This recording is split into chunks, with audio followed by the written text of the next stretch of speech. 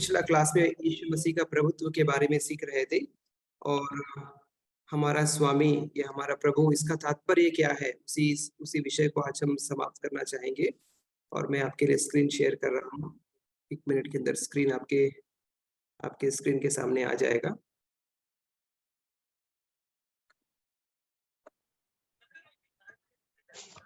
और हम लोग पतरस के समय तक आ चुके थे, यीशु मसीह के प्रभुत्व के बारे में। पतरस, अभी यीशु मसीह का पुनरुत्थान हो चुका है और यीशु मसीह के पुनरुत्थान के पश्चात में पतरस को एक आदेश मिला है कि कुरनेलियुस के घर चला जाए। और कुरनेलियुस एक अन्य जाति व्यक्ति है, रोमी है, और पतरस असमंजस में है कि एक रोमी व्यक्ति के घर में पतरस क्यों कर जाएगा। और वो प्रार्थना कर रहा है ऊपर कोठरी पर जाकर, और प्रार्थना करते करते उसको उसको एक दर्शन दिखाई देता है। एक टोकरी चादर आता है, चादर के सामने में बहुत प्रकार के पशु और पक्षी रहते हैं, और पतरस को ये आवाज सुनाई देता है, मार और खा। मालूम है ये प्रभु का आवाज है। और पतरस जवाब देता है, नहीं नहीं प्रभु, मैं इसे मार कर नहीं खा सकता, क्योंकि ये अशुद्ध वस्तु, अशुद्ध जानवर है। मैंने कभी अशुद्ध वस्तु अपने मुंह में नहीं लगाई है। 3 बार ऐसा होता है और उसके बाद वो चादर उठा लिया जाता है और अंत में कुरनेलियुस के घर में जाने का उसको आदेश आता है। पतरस इस दर्शन के बारे में सोच ही रहा था कि कुरनेलियुस वहां पे आ गया। कुरनेलियुस का व्यक्ति लोग आ गए और कुरनेलियुस के घर में आमंत्रण करते हैं। जब ये कहानी को मैं बता रहा था, आप मेरे साथ कल्पना कीजिए उस क्षण को कि आप पतरस है और आप दर्शन देख रहे हैं। बहुत प्रकार का सरीसृप है, जानवर है, पक्षी है, और जब आपको आवाज आ रहा है कि आप उठकर पतरस उठो, मारो और खा लो, और आप उस आवाज के विरुद्ध में एक आवाज दे रहे हैं। आप ये कह रहे हैं, नहीं प्रभु, मैं इसे नहीं खाऊंगा। अभी कल्पना कीजिए, आपने एक दैवीय वाणी सुनी है, मनुष्य का वाणी नहीं है, मार और खा, और इस दैवीय वाणी के विरुद्ध में भी एक वाणी हमारी आ रही है और हम बोल रहे हैं कि हम ये काम नहीं करेंगे। हालांकि ये दैवीय वाणी है तो भी हम ये काम नहीं करेंगे, क्योंकि हमारी परंपरा ये है, हमारा रीति ये है, हमको इसी प्रकार से सिखाया गया है। मैंने कोई अशुद्ध वस्तु नहीं खाई है और मैं ये काम नहीं करूंगा। ये क्षण में भी आप ये समझ सकते हैं कि प्रभु का वाणी को पतरस के पास हिम्मत है प्रभु का वाणी के लिए नहीं कहने के लिए। और कई बार हमारे पास में भी ये शक्ति और हिम्मत रहता है प्रभु का आदेश के विरुद्ध में नहीं कहने के लिए। और जब पतरस नहीं कहा है, उसको एक फटकार मिला है। और ये कभी-कभी हमको भी होता है, हम प्रभु की वाणी को नहीं कहते हैं, आवाज को, दैवीय वाणी को इनकार करते हैं, प्रभु की मर्जी को मना करते हैं, और हमको भी हमारे योग की फटकार मिलता ही रहता है। और हम शायद धीरे से सीखते हैं, पतरस भी धीरे से ही सीखा है। यदि यीशु मसीह पतरस का जीवन का वास्तव में स्वामी है, प्रभु है, तो उसके अंदर यह साहस नहीं है अपने स्वामी और प्रभु को नहीं कहने के लिए। वो प्रभु का विरोध नहीं कर सकता है। इसका मतलब ये है कि हालांकि प्रभु यीशु मसीह को पतरस प्रभु मानता है, लेकिन तो भी हर एक क्षेत्र में प्रभु नहीं मानता है। उसका कुछ-कुछ क्षेत्र अभी भी ऐसा है जहाँ पे वो अपना परंपरा को, अपना रीति को, अपना इच्छा को अभी भी संभाल कर रखा है। और यहाँ पे परंपरा, उसकी रीति, उसकी इच्छा अभी भी परमेश्वर की इच्छा के ऊपर में है।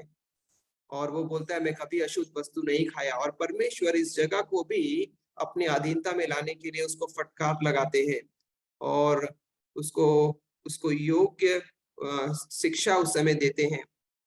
क्या इसी प्रकार से जो पतरस ने किया, हम भी पवित्र आत्मा के विरुद्ध में नहीं कहते हैं? कुछ पापों को जब छोड़ने के लिए कहा जाता है, पवित्र आत्मा हमें कायल करता है, हम उसे छोड़ नहीं पाते क्योंकि हमको वो पसंद है। कहीं मिशनरी सेवा के लिए या प्रभु का सेवा के लिए जब हमें आमंत्रित किया जाता है, हमारे अंदर में ये हाँ, पूरे खुशी और आनंद के साथ से निकल नहीं पाता। या कोई और भी वस्तुएं हैं, या कोई और भी परमेश्वर की इच्छाएं हैं, जिसको हम किसी न किसी प्रकार का बहाना या नहीं के साथ उसका प्रत्युत्तर देते हैं। हो सकता है आपके साथ हुआ हो, या हो सकता है आपके साथ नहीं हुआ हो, लेकिन पतरस के साथ ज़रूर हुआ। जब उसको सेवा के लिए एक अवसर मिला, कुरनेलियुस के घर जाना है, उसका यही था, वो योग्य व्यक्ति नहीं है, मैं नहीं जा सकता, मैं सिर्फ यहूदियों के घर में जाऊँगा। और इस सेवा के लिए शायद मेरा बुलाहट नहीं है। अन्य अन्य बहाना, मैंने कभी अयोग्य वस्तु नहीं खाई है, पता नहीं क्या क्या बहाना है, लेकिन जो भी बहाना है उसका पतरस प्रभु के प्रभुत्व का विरोध कर कुछ न कुछ हैसियत से कर रहा है। और हम भी प्रभु का विरोध हमारे आदतों को छोड़ने के लिए, हमारी प्रार्थना करने के लिए, गवाही देने के लिए, सेवा करने के लिए हम भी कहीं न कहीं प्रभु का विरोध कभी न कभी कर लेते हैं। इस घटना से यीशु मसीह का एक घटना हमको स्मरण आता है, जहाँ यीशु मसीह अपने चेलों से यही बात कर रहा है। अपने बाइबल में आप खोलिएगा लूका रचित सुसमाचार उसका 6वां अध्याय 46 पद बाइबल से निकाल कर पढ़े तो हमको संदर्भ में भी मालूम हो जाएगा। लूका उसका 6वां अध्याय 46 पद 6:46 जिसको मिल गया है बाइबल में आप अवश्य से स्पष्ट शब्दों में पढ़ दीजिए। जब तुम मेरा नहीं मानते तो क्यों मुझे हे प्रभु कहते हो? ओके, कौन बोल रहा है ये इसको?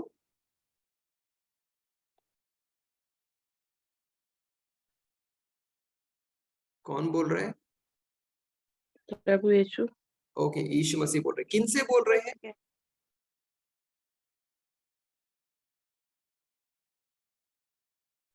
वो अपने चेलों से, लोगों से बोल रहे हैं। हाँ, अपना ही चेलों से बात कर रहा है यीशु मसीह। अपना ही चेलों से बात कर रहा है। क्या बोल रहा है? तुम क्या बोलते हो मेरे को? प्रभु प्रभु बोलते हो, लेकिन क्या नहीं करते हो? कहना नहीं मानते। कहना नहीं मानते हो, मेरा बात नहीं मानते हो, लेकिन मुझे प्रभु प्रभु बोलते हो। यीशु मसीह का बोलने का मतलब क्या है? यहाँ पे क्या बोलना चाहता है यीशु मसीह?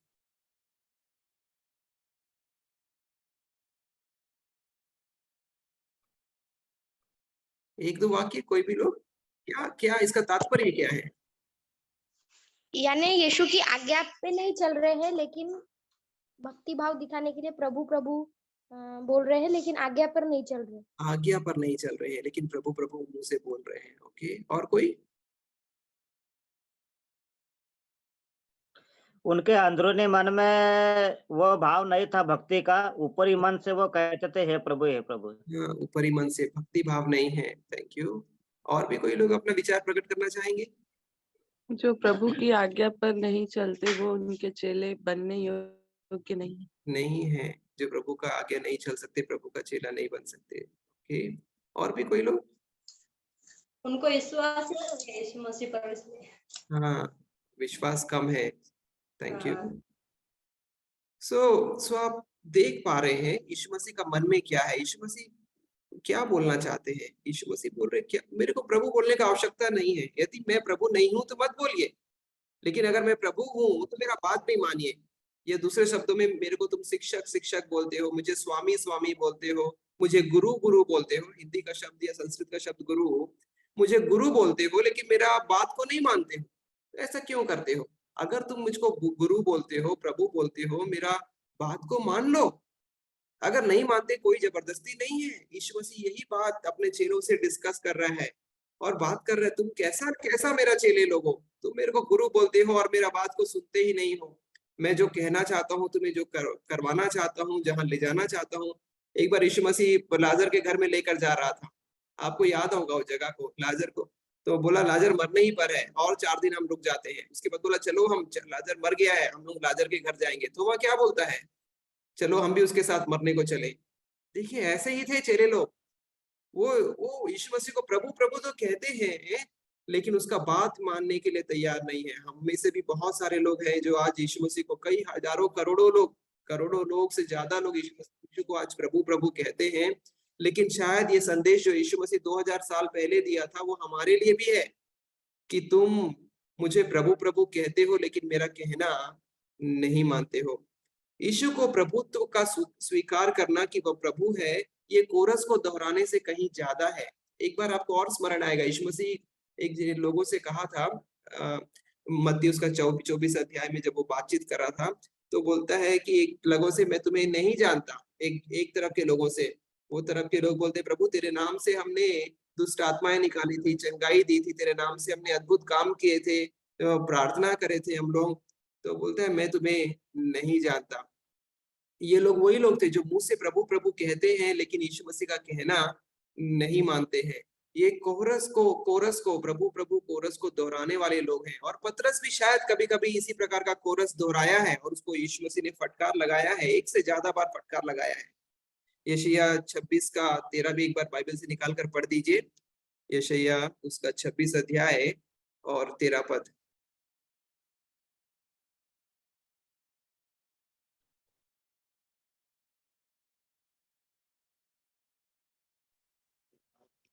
हे हमारे परमेश्वर यहोवा, तेरे सिवाय और स्वामी भी हम पर प्रभुता करते हैं, परंतु तेरी कृपा से हम केवल तेरे ही नाम का गुणगान करेंगे।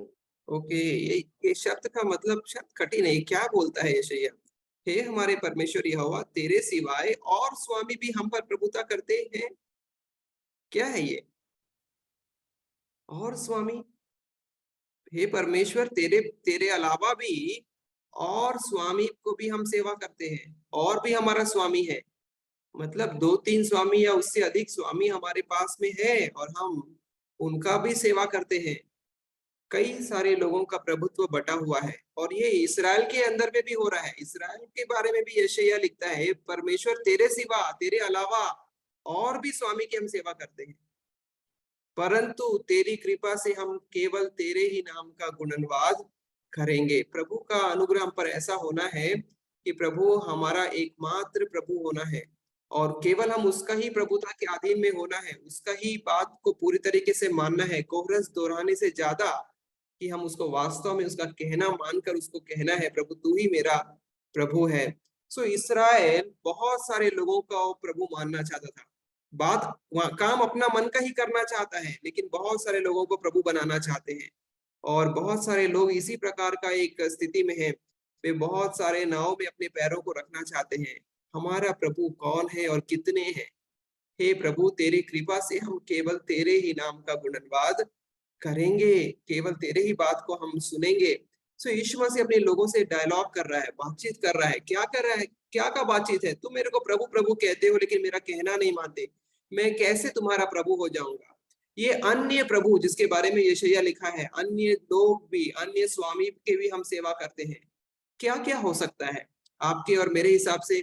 कभी कभी हम किसके गुलाम बन जाते हैं? हमारा व्यवसाय के, हम अपना व्यवसाय को प्रभु का स्थान में रख लेते हैं, या हमारा धन जिसको हम बहुत ज्यादा इज्जत देते हैं, या फिर कई लोगों के लिए खेल, बड़ा खिलाड़ी बन जाते हैं, दिन रात खेल के बारे में सोचते हैं, या कोई और कार्य हो सकता है, या कोई और वस्तुएं हो सकती है, कोई और व्यक्ति हो सकता है जो आपका और प्रभु का स्थान ले सकता है या प्रभु का स्थान को शेयर कर सकता है। जैसे यशायाह लिखता है, तेरे अलावा और स्वामी भी है जो हमारे पर प्रभुता करते हैं।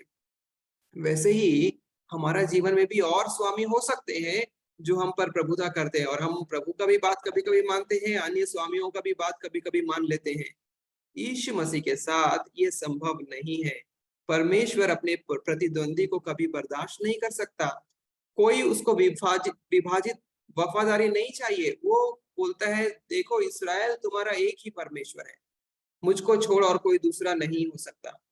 परमेश्वर यीशु मसीह भी यही है, वो मेरे अलावा और कोई नहीं है। मार्ग, सत्य और जीवन मैं ही हूँ, बिना मेरे द्वारा कोई स्वर्ग के राज्य में प्रवेश नहीं कर सकता।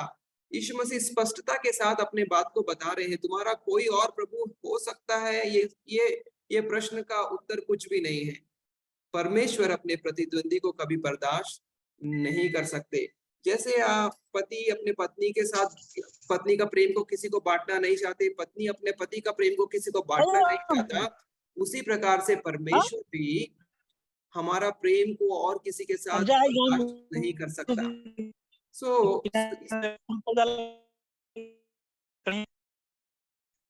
एक लगवा ली नलका।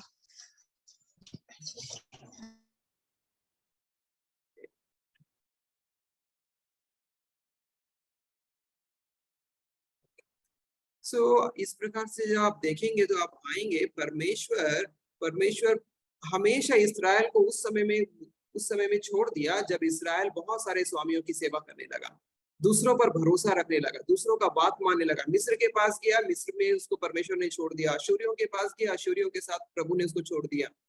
जिसके पास इस्राएल ने भरोसा रखा, परमेश्वर ने उसको उनके वश में छोड़ दिया और परमेश्वर विलाप करता है कि मेरा प्रजा जिसको मैंने पाला था, जिसको मैंने बढ़ाया था, जिसको मैंने दूध और मधु की धारा के देश में लेकर गया था, उन्होंने मुझे तज दिया है और वे दूसरे दूसरे को स्वामी और प्रभु करके मानना शुरू कर दिए। परमेश्वर विलाप करता है और एक बार यीशु मसीह भी इस प्रकार से विलाप कर रहा था। क्या बोल रहा था यरूशलेम के बारे में, हे यरूशलेम, हे यरूशलेम, कितनी ही बार मैंने चाहा कि तुझे मैं अपने मुर्गी के समान अपने पंखों के आड़ में लेकर आ जाऊं, लेकिन तूने नहीं चाहा। तू बहुत सारे देवताओं के पीछे भागना चाहते हैं, तुम लोग बहुत सारे लोगों पर भरोसा रखना चाहते हो, लेकिन मैं चाहता हूं कि मैं तुमको सुरक्षित रखूं। हमारे पास यही खतरा है जब प्रभु अपने प्रभुत्व के क्षेत्र पर लाना चाहता है, हम भागना चाहते हैं प्रभु के प्रभुत्व के क्षेत्र से। और हमको कई बार लगता है कभी कभी हम भी अपने जीवन का प्रभु बन सकते हैं और हम अपने मर्जी के अनुसार चलना शुरू कर सकते हैं। ये भी हमारे लिए एक खतरा है। हमारे पास में बहुत सारे कारण हैं, बहुत सारे बहाने हो सकते हैं जहां पे हम प्रभु का स्थान को दूसरों के साथ बांट सकते हैं, लेकिन ये कोई सा भी कारण और कोई सा भी बहाना प्रभु के प्रभुत्व के आगे में काम नहीं कर सकता। अंतः में आखिरी में हमको परमेश्वर के पास आना ही पड़ेगा और ये स्वीकार करना पड़ेगा कि वही प्रभु है। बाइबल का एक भविष्यवाणी है जो अंत के दिनों में पूरा होगा, वो है कि हर एक घुटना टिकेगा, हर एक जीभ अंगीकार करेगी, यीशु मसीह ही प्रभु है। ये बात सबसे आखिरी में, दुनिया के सबसे आखिरी में घट जाएगा कि हर एक घुटना टिकेगा और हर एक जीभ मानेगी। हमारा विचार ये है, हमारी प्रार्थना ये है कि प्रभु ये भविष्यवाणी जल्दी पूरी हो जाए। उस जजमेंट डे के पहले में अगर पूरा हो जाएगा, जजमेंट के पहले जब प्रभु का न्याय शुरू होगा, उसके पहले जब हमारा घुटना झुक जाएगा, हम अनंत काल के उद्धार के लिए प्रवेश करने पाएंगे। लेकिन यदि न्याय के पश्चात हमारा घुटना झुकेगा, शायद वो घुटना झुकने का कोई कारण काम नहीं आएगा। हमारा घुटना उस समय झुकना है जब झुकने का समय है, जब हमारे को माथा टेकने का समय है, हमारा माथा टेक जाना है। लेकिन एक समय है जब बदल जाएगा और उस समय कितना भी जुबान से अंगीकार करने से, कितना भी घुटना टेकने से कोई कार्य पूर्ण नहीं होगा। आदर्श जीवन में, हमारा जीवन में जब हम यीशु मसीह को राज्याभिषेक करते हैं, यीशु मसीह मेरा प्रभु है, ये वास्तव में उस समय होता है जब हम यीशु मसीह को अंगीकार करते हैं, बपतिस्मा लेते हैं, लोगों के सामने बोलते हैं यीशु मसीह मेरा प्रभु है। उस समय में हम घोषणा करते हैं कि यीशु मसीह मेरा जीवन का राजा है, यीशु मसीह मेरा जीवन का स्वामी है, वो प्रभु है। मैं इसका बात को सुनूंगा, मैं इसका बात को मानूंगा। ये बात हम लोगों के सामने में कहते हैं। जब हम परमेश्वर का खोज करने वाले किसी व्यक्ति को सुसमाचार बताते हैं, प्रभु का अनुसरण करने के लिए शिक्षा देते हैं, शिष्यत्व का बात को समझाते हैं, हम ये कभी भी नहीं छिपाते हैं कि ये शिष्यत्व का मार्ग में कीमत को चुकाना पड़ेगा। हर एक व्यक्ति को मालूम होता है कि ये शिष्यत्व का मार्ग कठिन है और ये शिष्यत्व का मार्ग में यीशु मसीह का बात को सुनना है, मानना है और इसमें कीमत को छुपाना है। इस मुद्दे पर प्रभु यीशु मसीह पारदर्शी रहे हैं और कभी भी वो लोगों को सिर्फ प्रलोभन देकर हमारे पीछे में नहीं लाए हैं। वो स्पष्टता के साथ बताए ये क्रूस का मार्ग है और क्रूस के मार्ग में कीमत चुकाने वालों को ही आगे का रास्ता मिलेगा। और जब लोग तैयार होते हैं तभी यीशु मसीह उनके जीवन का स्वामी बनता है। हम पतरस के बारे में बातचीत कर रहे थे अभी तक। पौलुस के बारे में क्या है? पौलुस एक ऐसा व्यक्ति था जो उसका जीवन का राजा उसका धर्म था। वो अपने धर्म के कारण वो जो काम करता था वो करता था, उसको चलाने वाला उसका धर्म था और अपने धर्म के अनुसार वो काम कर रहा था। एक दिन में क्या हुआ, पौलुस ने ये निर्णय लिया कि जो लोग यीशु मसीह को मानते हैं, यीशु मसीह को प्रभु कहते हैं, उनको मैं पकड़ने के लिए दमिश्क में जाऊंगा और दमिश्क में जाकर जो लोग यीशु मसीह को प्रभु मान रहे हैं उनको पकड़ेंगे, कैद खाने में डालेंगे, सताएंगे और जितना उनको दंड दे सकते हैं दंड देंगे, यदि मार डालना है तो मार डालेंगे। पौलुस को इस आशय का पत्र मिल गया। वो पत्र लेकर दमिश्क के रास्ते पर चल गया। जब रास्ते में जा ही रहा है, एक बड़ी रोशनी देखा है और बड़ी रोशनी को देखकर वो गिर गया, उसके साथी गिर गए और फिर वहां से एक आवाज आई है। जब ये आवाज आ रही है, जब ये सब गिर गया है, पौलुस कुछ भी देख नहीं पा रहा है, चारों ओर रोशनी है, इतना ज्यादा रोशनी है, कुछ दिखाई नहीं दे रहा है। पौलुस का ये प्रश्न है। पौलुस समझ गया कि ये मनुष्य का काम नहीं है, ये बड़ा रोशनी, ये परमेश्वर का काम है और वो यही शब्द से इस्तेमाल करता है। वो शब्द जो प्रयोग करता है पौलुस, वो है प्रभु आप कौन है।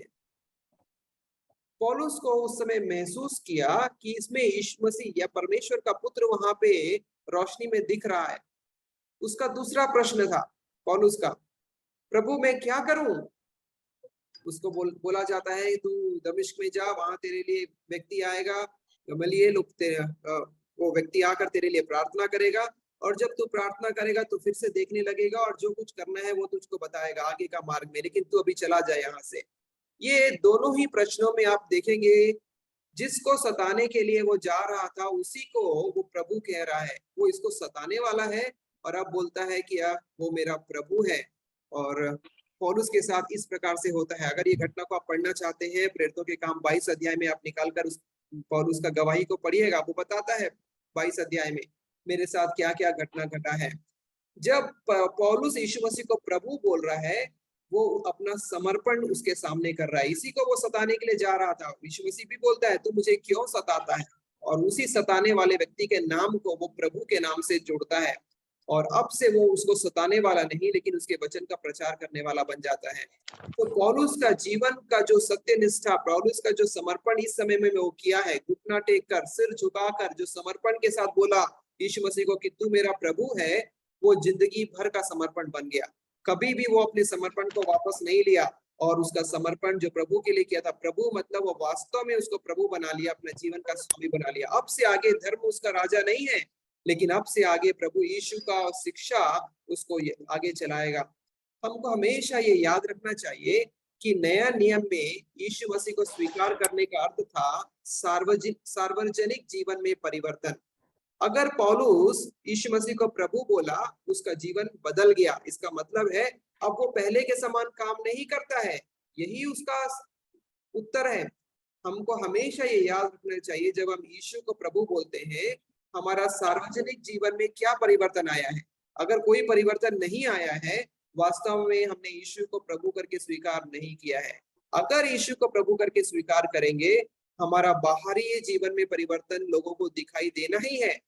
यही यीशु मसीह का हमारे जीवन में प्रभु बनने का कारण है। कई लोग अपना दारू पीना बंद करते हैं, व्यभिचार बंद करते हैं, बुरा काम बंद करते हैं, जो चोरी करके कमा रहे हैं वो बंद कर देते हैं, 2 नंबरी का पैसा कमा रहे हैं, भ्रष्टाचार का धन है उसको लोगों को दे देते हैं। आप उसको स्मरण कीजिए जक्कई को, जब यीशु मसीह उसके घर में आया, उसके साथ खाना खाया, वो बोला प्रभु मैंने बहुत सारा लूट का माल ले लिया है, अब मैं जिसको 2 ले लिया था उसका 4 गुना वापस कर दूंगा। ये है परिवर्तन, ये है यीशु मसीह को प्रभु करके स्वीकार करने का नतीजा। यदि हमारा जीवन में यीशु मसीह को प्रभु करके स्वीकार करने के बाद कोई सार्वजनिक जीवन में परिवर्तन नहीं आ रहा है, वास्तव में हमने यीशु मसीह को सिर्फ कोने में रखा है, तू भी मेरा प्रभु बन जा। बहुत सारे हम स्वामी की सेवा कर रहे हैं, हाँ आप भी एक स्वामी बनकर हमारे जीवन में रह जाइए। बहुत सारा फोटो हमारे घर में, हम एक फोटो आपका भी रख देंगे, यही है, लेकिन जीवन में कोई परिवर्तन नहीं है। जीवन का परिवर्तन होना आवश्यक है, इसके बिना यीशु मसीह को प्रभु कहना सिर्फ कोरस को दोहराना है, और उसके बिना हमारे जीवन में कुछ भी परिवर्तन नहीं आने का। यह स्पष्ट रूप से जाना जाना चाहिए कि यीशु मसीह हमारे दैनिक जीवन के सभी क्षेत्रों में पूर्ण और अंतिम अधिकार रखते हैं।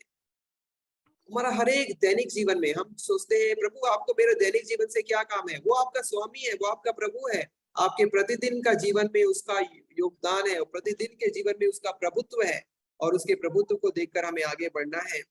यह देखकर कि हमारा विरोधी शैतान हमेशा शिष्यों को अनुसरण से बहकाने की कोशिश कर रहा है, इसमें कोई भी आश्चर्य नहीं कि एक दिन हम अपने प्रभुत्व को जो प्रभु यीशु मसीह की अधीनता में लेकर आए हैं, हम उसे वापस भी ले सकते हैं। सो ये प्रभुता जो हम यीशु मसीह के हाथ में दिए हैं, यीशु मसीह को प्रभु बोले हैं, ये चिरस्थायी है, ऐसा कोई बात नहीं है।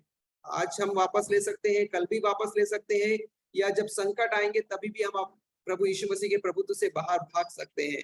जैसे मुर्गी का बच्चा उसका मुर्गी का पंखों के आड़ से भाग सकता है कभी भी, उसी प्रकार से हम भी निकलकर भाग सकते हैं, और शैतान इसको बहका भी सकता है। हमेशा हमारे प्रभुत्व को किसके अधीन में दिए हैं, इसके बारे में चौकस रहने के लिए हमें जागरूक रहना है, और हमें देखना है कि हम किसके सत्य निष्ठा पर हैं, किसके आश्रय में हैं, किसका बात मान रहे हैं। यीशु मसीह का जो शिक्षा है वो सांसारिक और शारीरिक इच्छाओं के विपरीत है, और कई बार हमारा शरीर चाहता है कि हम अपने मर्जी को, अपने जीवन को अपने नियंत्रण में रखें, अपने बागडोर में रखें। कई बार संसार चाहता है कि आपके जीवन को अपने नियंत्रण और बागडोर में रखें। हमेशा हमको बार बार जब हमें प्रलोभन आता है, यीशु मसीह के सामने भी प्रलोभन आया, 3 परीक्षाएं हुई हैं यीशु मसीह की, उसको छोड़कर भी अन्य परीक्षाएं हुई हैं, हमारे जीवन में भी परीक्षाएं आएंगी। ये ना सोचे कि एक बार आपने यीशु मसीह को जीवन में राजा बना दिए हैं, आप प्रलोभन से भाग गए हैं, बच गए हैं, आप हमेशा हर एक परीक्षा में जीत जाएंगे। नहीं, परीक्षाएं अवश्य आएंगी, आज भी आएंगी और आपके आखिरी जीवन के समय तक भी आते रहेंगी। और शैतान आपको देखते रहेगा कि क्या अंत तक आप वफादार रहेंगे। जो अंत तक धीरज धरे रहेगा उसी का उद्धार होगा। अंत का परीक्षाओं में भी जब हम उत्तीर्ण हो जाएंगे, अंत के परीक्षाओं में भी जब हमारे प्रलोभन में भी हम यीशु मसीह को ही प्रभुत्व के सिंहासन पर बिठाएंगे, तभी हमारा जीवन का उद्धार होगा। यीशु मसीह विभाजित राज्य पर राज्य नहीं करेंगे। हमारा मन जब बटा हुआ रहेगा, दो लोगों की हम सेवा कर रहे हैं, उस समय यीशु मसीह हमारे जीवन का राजा नहीं है। यदि कोई समय था जब यीशु मसीह वास्तव में हमारे जीवन का राजा हुआ था, तो हमें ये पूछना है, क्या आज भी वो हमारे जीवन का राजा है? कई बार हमारे मनों में ही राजा है, वास्तव में राजा नहीं है। हमको प्रतिदिन ये पूछना है, क्या प्रभु वास्तव में आज आप मेरे जीवन का राजा है क्या? क्या मैं आज भी आपका बात मानता हूँ? आज भी आपके बात के लिए वफादार खड़ा हूँ? ये बात प्रतिदिन का जीवन का एक प्रश्न हमारे लिए होना है। जब हम सवेरे उठते हैं, मेरा राजा कौन है, मेरा स्वामी कौन है, मेरा प्रभु कौन है, मैं किसका बात आज सुनूंगा? मेरा प्रभु, आज भी मैं आज आपका बात सुनूंगा, कल भी मैं आपका बात सुनूंगा। और जब ये समर्पण हमारे अंदर में आता है, हम शैतान की परीक्षाओं से बचना प्रारंभ कर देते हैं। परमेश्वर का शुक्र है कि भले ही हमारा निष्ठा कभी कभी हम वापस ले लेते हैं, हम यीशु मसीह के प्रभुत्व से भाग कर चले जाते हैं और प्रभुत्व के रूप में यीशु मसीह को स्वीकार नहीं करते, लेकिन यीशु मसीह का शुक्र है कि वो कभी भी हमको वापस लेने के लिए तैयार रहता है। कभी कभी हम भाग जाते हैं, बच्चे हैं, हमारे बच्चे लोग हमारे सामने में दौड़ कर भाग जाते हैं, जो काम हम नहीं बोलते वही काम हमारे बच्चे लोग करते हैं, लेकिन तो भी हम अपने बच्चे लोगों को अपना लेते हैं। एक बार बात नहीं माने तो क्या हो गया, वो हमारे बच्चे नहीं है क्या? तो भी जितना भी बार हमारे बच्चे लोग बात नहीं मानते, वो हमारा बच्चे ही रहते हैं। यीशु मसीह हमको इसी प्रकार से स्वीकार करते हैं। कई बार हमने उसको भूल चूक कर दी है, कई बार हम उनके सामने से भाग गए हैं, लेकिन जितने भी बार भागे हैं, जब भी हम वापस आए हैं, उन्होंने हमको स्वीकार किया है, वो हमारा प्रभु बनने को फिर से तैयार हो गए हैं। हम पर प्रभु ऐसा कृपा करे कि हम उड़ाऊ पुत्र के समान, कितना भी बार हम भागे हो, लेकिन हम वापस आना है। वापस आना हमारे लिए आवश्यक है। वापस उसको सिंहासन पर बिठाना आवश्यक है और उसको बोलना है, प्रभु मैंने गलती किया है, तू मेरे जीवन का प्रभु है, तू मेरे जीवन का राजा है, मैं तेरा ही बात सुनूंगा। वो हमको एक अच्छा दिशा में लेकर जाएगा। 3 चीजें सम्मिलित है यीशु मसीह के प्रभुत्व में, और वो तीनों चीजों को मैं बातचीत करना चाहता हूँ। सर्वप्रथम, यीशु के अधिकार के समक्ष पूर्ण समर्पण करना है। ये अर्ध समर्पण, थोड़ा समर्पण, या जैसे मैं आपको बताया था, जो शिष्यता है वो जीवन भर का शिष्यता है। ये पूर्ण समर्पण का शिष्यता है। ये आधा, प्रभु आप भी बहुत सारे फोटो में एक फोटो आप भी हैं, वो नहीं है। वो केवल एकमात्र है, और यीशु मसीह एकमात्र हमारा परमेश्वर है। पहला पतरस 3:15 में इस प्रकार से लिखा है, पर मसीह को प्रभु जानकर, वो लोगों को, पतरस अपने लोगों को बोल रहा है, मसीह को क्या जानो? प्रभु जानो, स्वामी जानो, गुरु जानो। मसीह को बात तुम किसका बात मानने वाले हो? तुम मसीह का बात मानने वाले को यह जानकर अपने अपने मन में पवित्र समझो। वो सिखाना चाह रहा है, एक आज्ञा दे रहा है, मसीह को प्रभु जानो, मसीह को गुरु जानो, मसीह को सर्वोपरि जानो, मसीह को तुम अपना जिसका बात मानने वाले हो उसका वैसा व्यक्ति समझो। यह एक आज्ञा पतरस अपने कलीसिया वालों को लिख रहा है। अपने हरेक जीवन के अधिकार को, जीवन का हरेक क्षेत्र को यीशु मसीह के अधिकार के क्षेत्र में लेकर आ जाओ। कई बार हम लोग बोलते हैं, प्रभु आप सब पर राज्य करो, लेकिन ये क्षेत्र मेरा कंट्रोल में दे दो, मैं मन मर्जी, इस क्षेत्र में मेरा को अपना मर्जी चलाने दो, ये समय में मैं अपना ही काम करूंगा। प्रभु यीशु मसीह ऐसा प्रभु नहीं है जो आपको बोलेगा बाकी सब क्षेत्र अपने मेरे पास दे दो, तुम एक क्षेत्र अपना पास रहो। कोई बंटवारा नहीं है।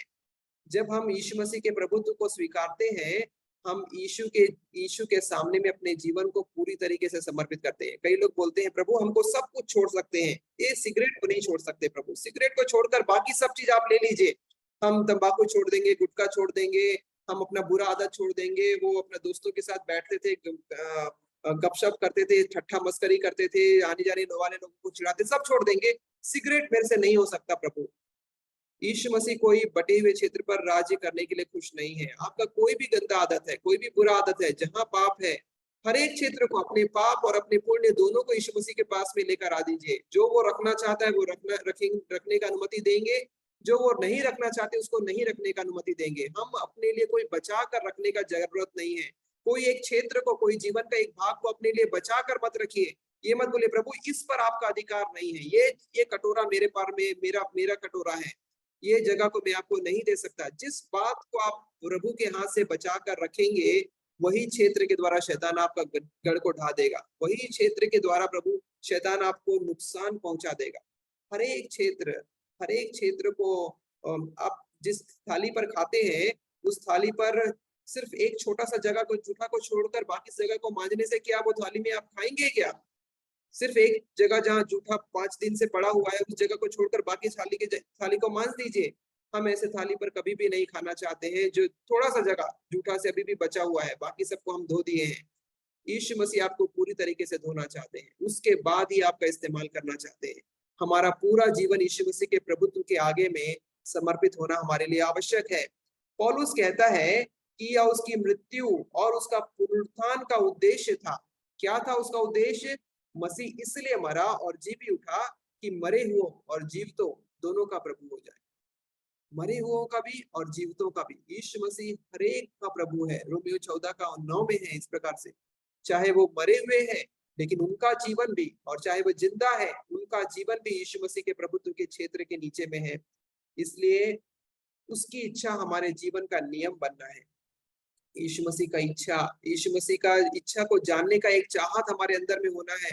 लगातार हमारे अंदर ये मनोभावना रहना है। क्या मनोभावना? तेरी इच्छा जैसे स्वर्ग में पूरी होती है वैसे ही इस पृथ्वी पर मेरे जीवन में पूरी हो जाए। ये मनोभावना सर्वदा हमारे जीवन के लिए प्रार्थना बनना है, प्रतिदिन स्मरण करना है। जब हम सवेरे उठे प्रभु ये स्मरण करें, तेरी इच्छा जैसे स्वर्ग में पूरी होती है मेरा जीवन में आज पूरी हो जाए, मेरे परिवार के जीवन में आज पूरी हो जाए, मेरे बच्चों के जीवन में आज पूरी हो जाए, मेरे अधिकार क्षेत्र में आज पूरी हो जाए। ये इच्छा को पूरा करना प्रभु का इच्छा को हर एक शिष्यों का कर्तव्य है। अगर हम शिष्य हैं, उसका इच्छा को हम पूरा करेंगे।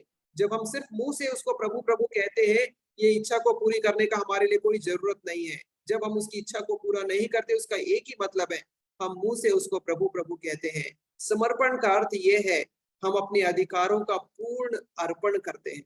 हमारा अधिकार हमारा यीशु मसीह के सामने अर्पित है, इसी को बोलते हैं समर्पण, अधिकारों का अर्पण। और यह विचलित कर देने वाला लग सकता है।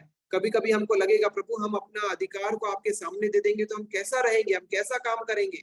लेकिन एक बात आपके लिए स्मरण दिला दो, जो लोग भी यीशु मसीह के सामने अपने अधिकारों का अर्पण सर्वदा के लिए कर दिए हैं, उनको यीशु मसीह ने एक अकल्पनीय आशीष का मार्ग दिखाया है।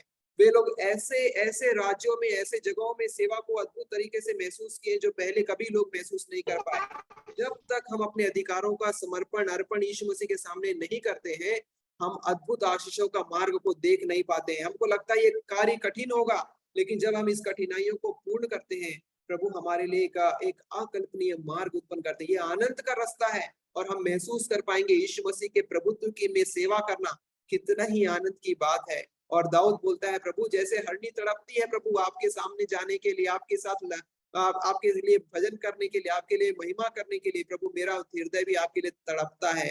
भजन 63 में भी लिखता है, प्रभु मेरा मन तेरे पीछे पीछे लगा चलता है और मुझे तो तू अपने दाहिने हाथ से संभाल रखता है। ये है दाऊद जो प्रभु के प्रभुत्व को महसूस कर लिया है। वो अपने पूर्ण अधिकार को, राजा का अधिकार को, पूरा राजाओं का अधिकार को प्रभु के सामने में अर्पण कर लिया है।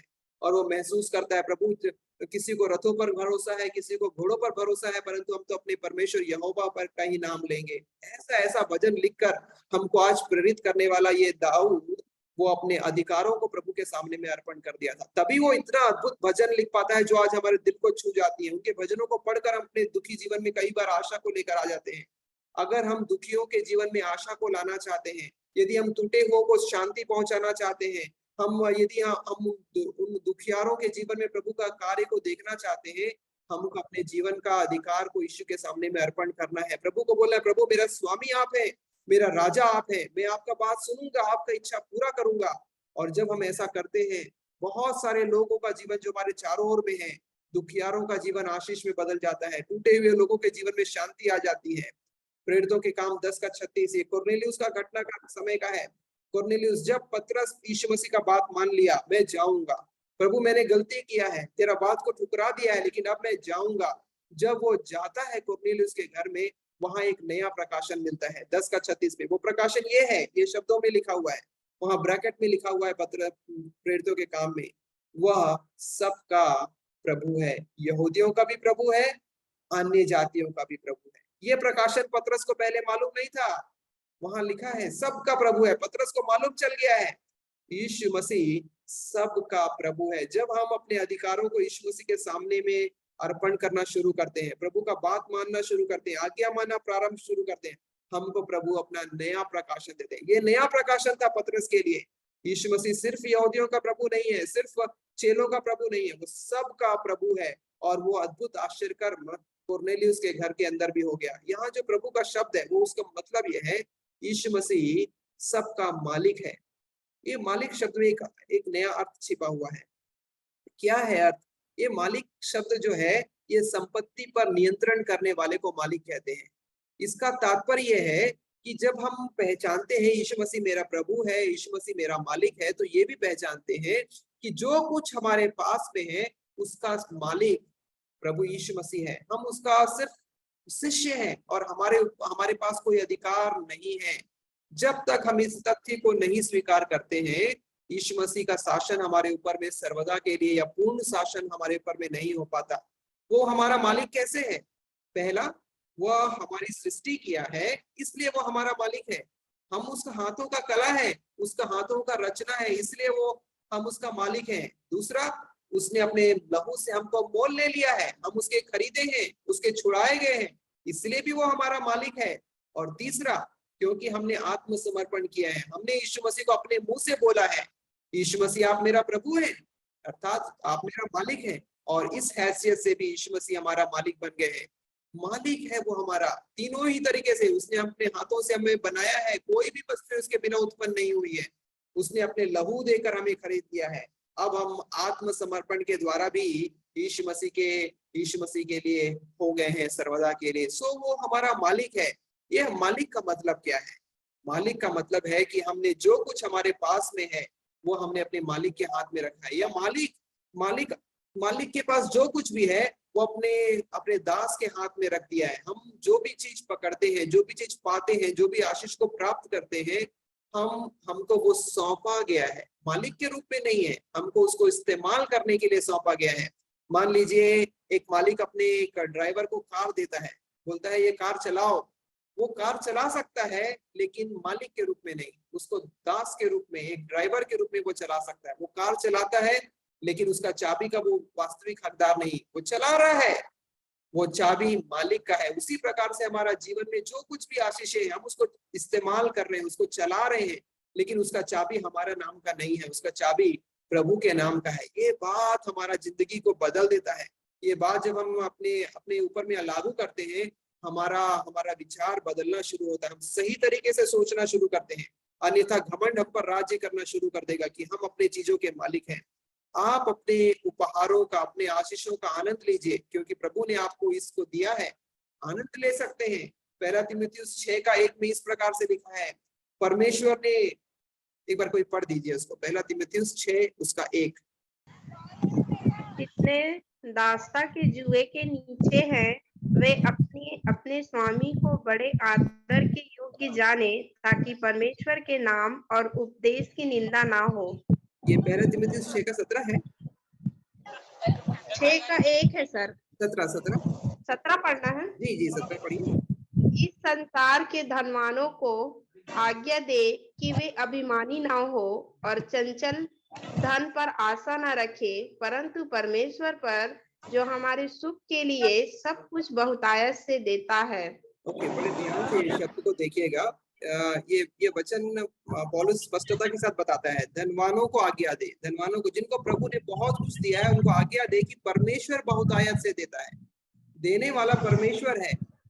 ये बात का हमको ज्ञान हमेशा रहना है। हमको आशीषें सौंपी गई है, हम आशीषों के स्वामी नहीं है, हम आशीषों का स्रोत नहीं है, हम आशीषों को सिर्फ प्राप्त किए हैं।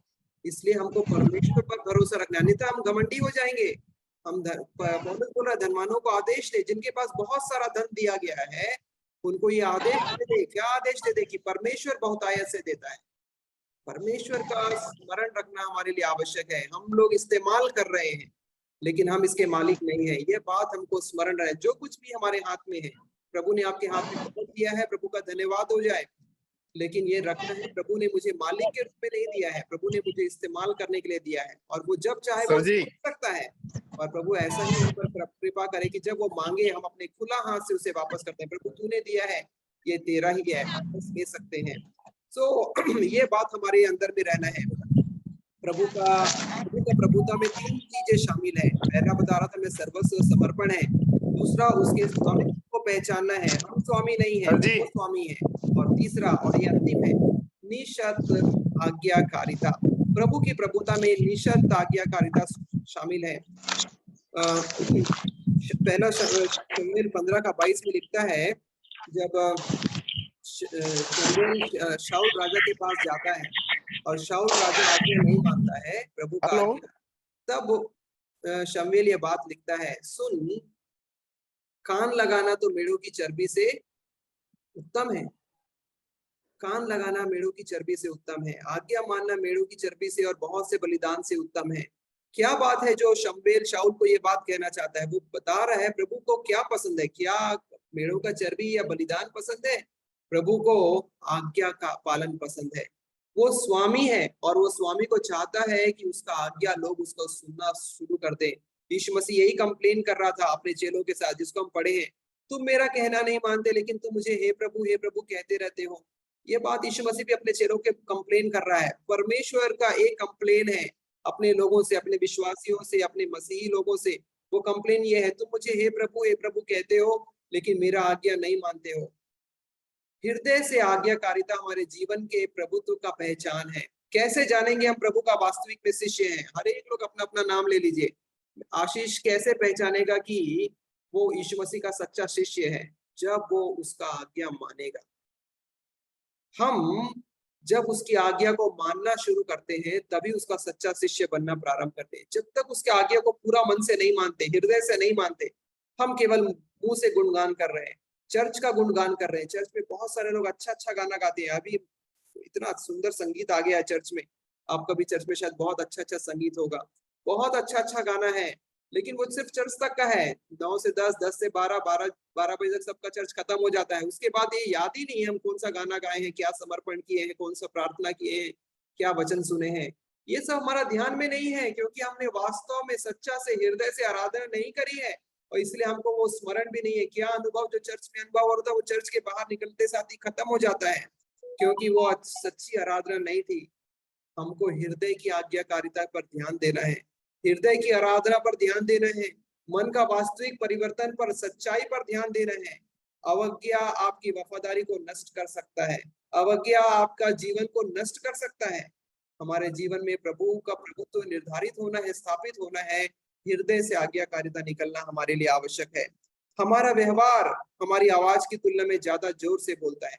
आपका व्यवहार कैसा है? जब आप प्रतिदिन यीशु मसीह का आदेश को मानते हैं, ये आपका आदत बन जाता है, ये आपका डिसिप्लिन बन जाता है, और फिर आप परीक्षा में फेल नहीं होते हैं। फिर जो परीक्षा, जीवन की परीक्षा आती है, उस पर हम स्वभाव से जीत जाते हैं, क्योंकि हमने प्रतिदिन उसका बात को माने हैं, और परीक्षाओं में भी उसका बात हमको स्मरण रहता है, उसकी आज्ञाएं स्मरण रहती हैं। यीशु मसीह कहाँ से बातचीत कर रहा था जब शैतान ने उसकी परीक्षा ली?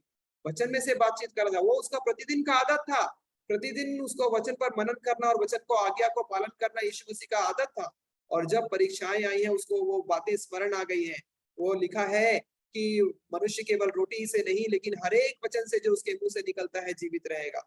ये स्मरण है उसको, ये प्रतिदिन का आदत है। प्रभु हम पर ऐसा कृपा करे कि आज्ञाकारिता हमारी आदत बन जाए, और जब आज्ञाकारिता हमारी आदत बन जाती है, परीक्षाएं, शैतान की परीक्षाएं हमारे लिए कठिनाई नहीं ला सकती हैं। हो सकता है कभी कभी हम सोच रहे हो अपने हमारे जीवन में यीशु मसीह का दावे को साबित करना, यीशु मसीह को प्रभु बनाना काफी कठिन है। मेरे अंदर इतना शक्ति नहीं है, मेरे अंदर इतना ताकत नहीं है। मैं कोशिश तो करता हूँ, मैं कोशिश करती हूँ यीशु मसीह को प्रभु बनाने के लिए, लेकिन बार बार हार जाती हूँ। मेरे मन के अंदर में बहुत निराशा आ जाती है।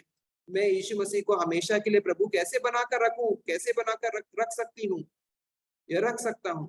उसको जीवन के सिंहासन पर हमेशा प्रभुत्व के जीवन में कैसे बनाकर रख सकता हूँ? हमारा जीवन का कठिनाई का समस्या यही है, हम चाहते तो है लेकिन कर नहीं पाते हैं।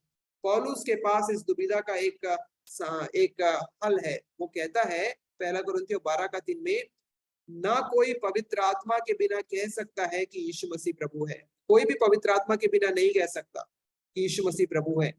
हम बिना पवित्र आत्मा के यीशु मसीह को अपने जीवन के क्षेत्र पर अधिकारी के रूप में स्थापित नहीं कर सकते हैं।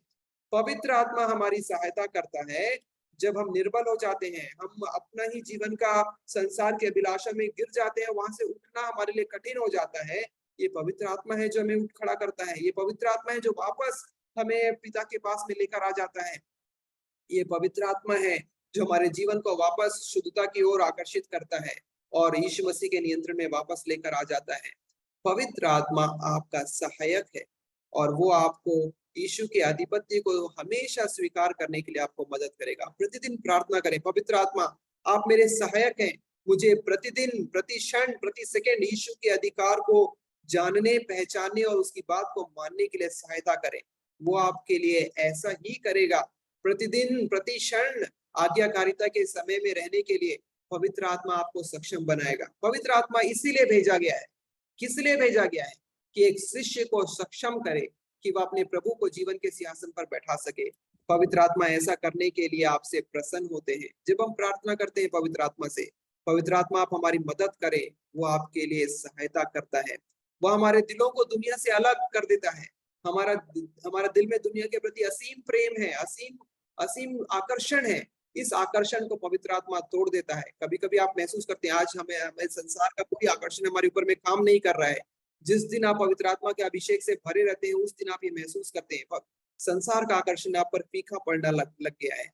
ये कार्य पवित्र आत्मा का अभिषेक आपके ऊपर में प्रभावशाली ढंग से बढ़ने पाए और वो हम पर ये काम करने के लिए प्रसन्न होंगे। वह हमारी कमजोर इच्छा शक्ति को मजबूत करेगा और परमेश्वर की इच्छा को हमारे जीवन में पूरा करने के लिए हमें दृढ़ संकल्पी बनाएगा। पवित्र आत्मा आपको एक मजबूत शिष्य बनाएगा जो यीशु की इच्छा को पूरा करने वाला बन जाए। जो कुछ हम देखे हैं पूरे आज के क्लास और इसके पहले क्लास के दौरान वो इस प्रकार से है। तुम मुझे गुरु और प्रभु कहते हो और भला कहते हो क्योंकि मैं वही हूँ। यीशु मसीह का यूहन्ना 13:13 में इस प्रकार से कहे हैं, मैं प्रभु हूँ इसीलिए तुम मुझे प्रभु कहते हो। दूसरा बार कहते हैं, जब तुम मेरा कहना नहीं मानते तो मुझे हे प्रभु क्यों कहते हो। हम फिर देखे हैं प्रभुता और उद्धार क्या ये अलग अलग चीजें हैं? नहीं, प्रभुता और उद्धार का तात्पर्य यही है कि हम अपने जीवन के अधिकार को यीशु के सामने में लेकर आ जाएं और हमारा जीवन में प्रत्यक्ष में बदलाव नजर आना शुरू हो जाता है। यीशु की प्रभुता में क्या शामिल है? 3 विषय वस्तुओं पर आज हम चर्चा किए हैं। पहला, अपने अधिकार को यीशु के सामने में पूरी तरीके से समर्पण करें। हमारा जीवन पूरी तरीके से यीशु के सामने समर्पित है। दूसरा, हम यीशु के स्वामित्व को पहचानते हैं। स्वामित्व को अर्थात हमारे पास जो भी आशीषें हैं उसके द्वारा दी गई है। और तीसरा, निशर्त आज्ञाकारिता, हम पूरी तरीके से आज्ञाकारी होने के लिए समर्पित हो जाते हैं। प्रभु हम सब पर कृपा करे और यीशु के प्रभुत्व को अपने जीवन में पूरी तरीके से अमल में लाने के लिए हमारी सहायता करे। आइए हम प्रार्थना करेंगे और उसके पश्चात आज के क्लास को हम समाप्त करेंगे और कल फिर से हम 8 बजे नए क्लास के लिए मिलेंगे। सिस्टर अंजलि दीप हमारे बीच में है, तो अनम्यूट करके प्रार्थना कीजिए।